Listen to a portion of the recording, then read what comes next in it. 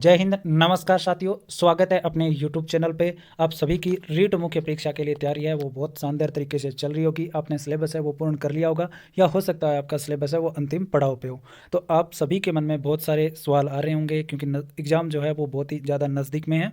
तो आपको लगता होगी कि कौन सा मैं नोट्स पढ़ लूँ, कौन सी मैं बुक पढ़ लूँ, कौन सी टेस्ट सीरीज ज्वाइन कर लें या कौन से क्वेश्चन है वो मैं निकाल लूँ, साथ ही साथ कट ऑफ है वो क्या रह सकती है। तो इन सभी बातों पर हम चर्चा करने वाले हैं। अगर आप रीट की सीरियस तरीके से अगर आप तैयारी करते हो तो वीडियो को अंत तक ज़रूर देखें। तो देखो, सबसे पहले तो आपको यूट्यूब चैनल है वो ज़रूर सब्सक्राइब करें, क्योंकि मैं इस यूट्यूब चैनल पे आपको रीट मुख्य परीक्षा के लिए बहुत अच्छा है वो कंटेंट मैं प्रदान कर रहा हूँ। अगर आप पहले से देख रहे हो तो आप सभी को पता भी होगा कि जो भी विभिन्न कोचिंगों के माध्यम से जो भी टेस्ट सीरीज करवाई जा रही है उनका सोल्यूशन है वो मैं आपको दे रहा हूँ। तो देखो, सबसे पहले जो मैं बात करूँ, सबसे बड़ा जो क्वेश्चन ये आ रहा है कि इस बार जो भी तैयारी कर रहे हैं उनका स्कोर है वो थोड़ा कम बन रहा है। तो वो एक समस्या बनी हुई है कि कट ऑफ है वो क्या रह सकती है, क्योंकि इस बार बोर्ड भी है वो चेंज हो गया। तो इस बार थोड़ा नया जो तरीका है वो भी है। तो देखो, सबसे पहले तो मैं बात कर लेता हूँ नोट्स वगैरह की। तो देखो, आप जो भी कंटेंट आप पढ़ रहे हो, मैं आपको एक ही सुझाव दूंगा, चाहे आप कोई भी किसी के नोट्स पढ़ रहे हो, चाहे आप किसी के भी पढ़ रहे हो, चाहे आप किसी की बुक पढ़ रहे हो, तो आप उसी को लगातार है वो कंटिन्यू करिए, क्योंकि वही आप पढ़ के लेके आए हो। चेंज करने की कतई ज़रूरत नहीं है, क्योंकि एक चीज़ अब जब आप बार बार पढ़ोगे तो वो ज़्यादा बेस्ट होती है अलग अलग चीज़ें पढ़ने से। आप जो भी टेस्ट सीरीज दे रहे थे वो आप देते रहें, साथ साथ में अपना स्कोर है वो चेक करते रहें, लेकिन जो स्कोर कम बन रहा है उसको लेकर घबराएं नहीं। तो आप सभी को पता है कि जो लेवल 1 है उसमें थोड़ा कंपटीशन बहुत कम है और सिलेक्शन की ज़्यादातर संभावना ज़्यादा होती है, और लेवल 2 में थोड़ा कंपटीशन ज़्यादा होता है। आप सभी को पता है, सामाजिक विज्ञान के अंदर तो बहुत ज़्यादा कंपटीशन है और अंग्रेजी के अंदर थोड़ा कंपटीशन है वो कम है इसमें। तो देखो, सबसे पहले तो आपको ध्यान में रखना है कि नोट्स और बुक के पीछे आपको बिल्कुल भी नहीं भागना है। जो भी आपके पास सोर्स थे, जो आप पढ़ रहे थे, वो बिल्कुल निश्चित रूप से आप वही पढ़ते रहें।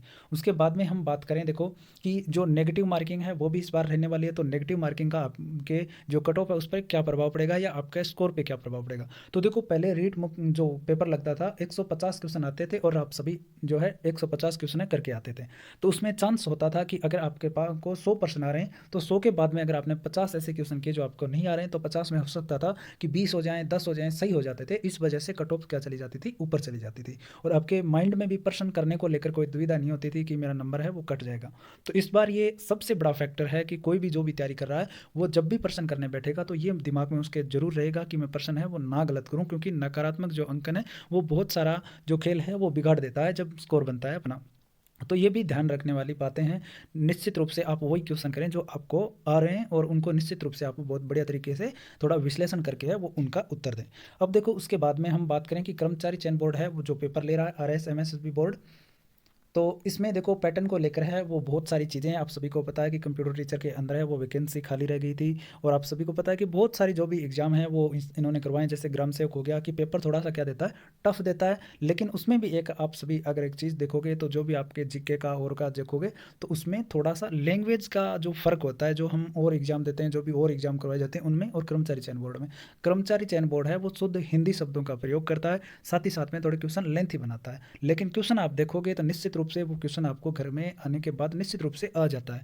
तो वहाँ पे हमें कन्फ्यूज़न हो जाता है हिंदी लैंग्वेज को लेकर भी, तो थोड़ा पेपर को पढ़ने में हमें थोड़ा ध्यान रखना है।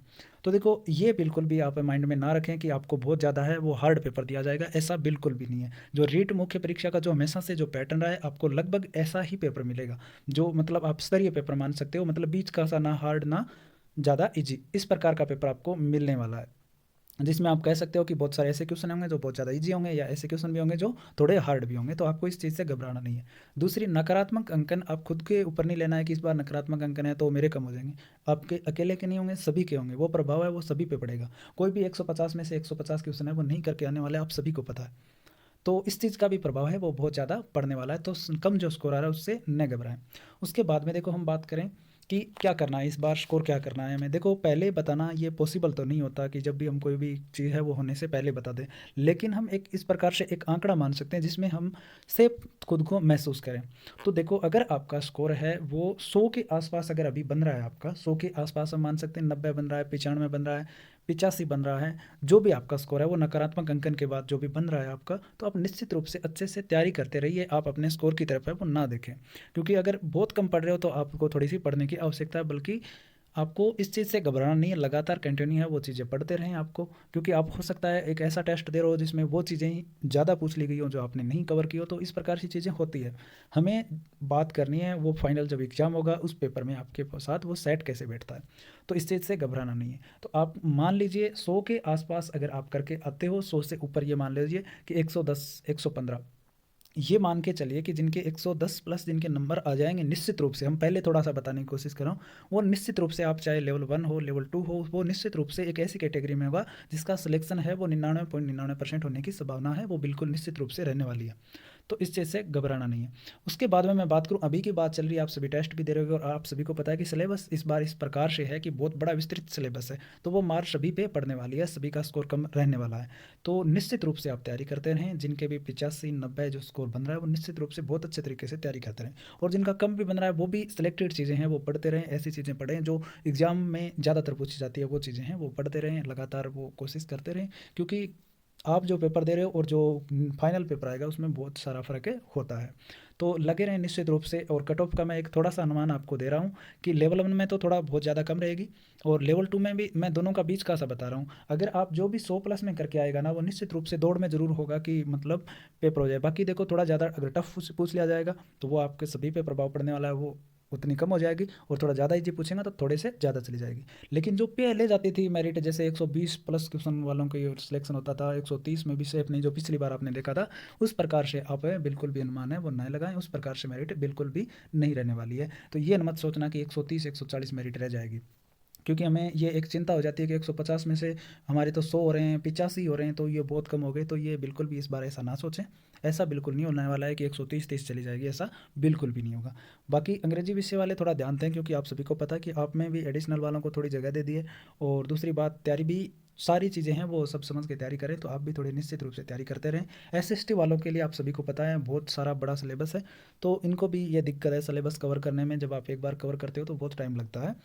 तो मैंने मोटे मोटे तौर पे आपको एक आंकड़ा दिया है कि 100 के आसपास ऊपर अगर आपके नंबर जाएंगे तो निश्चित रूप से आप फाइट जोन में होवोगे। तो घबराना नहीं, लगातार लगे रहिए, और भी आपको कोई भी समस्या हो तो कमेंट सेक्शन में ज़रूर लिखें आप। आज के लिए इतना ही, धन्यवाद।